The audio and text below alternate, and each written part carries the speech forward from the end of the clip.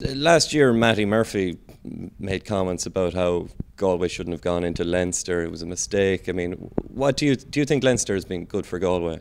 Yeah, I think it has, and I think Leinster needs Galway as much as Galway needs Leinster also. It's been very, it has definitely strengthened the Leinster Senior Hurling Championship competition for them. There's been good rivalry. We've won it 2 years ago and we want to win it this year. The emergence of Dublin, ourselves, Wexford, to topple Offaly, Laois, now we're emerging to topple Kilkenny. So it's become a very competitive province, and I think Galway have helped no end for that. Did that disadvantage Galway over the years, that landing in August and only playing your first championship match months after everyone else? Was that I know it didn't disadvantage the late 80s team, but was it a disadvantage in later years? Yeah, definitely. I think, especially if you have a very strong team, I think it's okay. But if you have an emerging team and a team you want to develop that need a year or 2 years, they need to be getting more matches than one.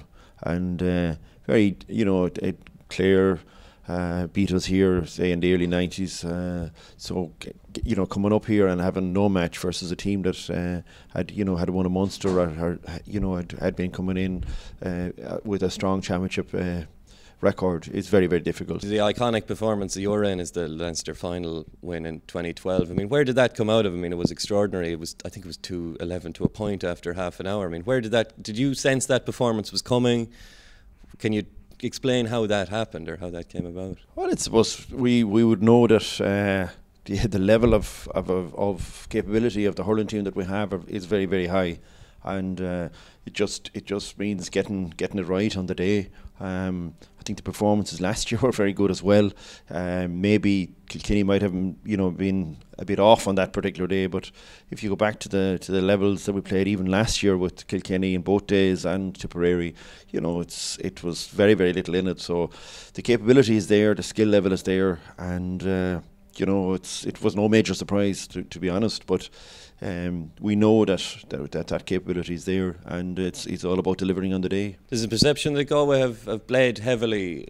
When a team gets a run on them, the teams tend to score heavily in their purple patches against Galway. Would you be?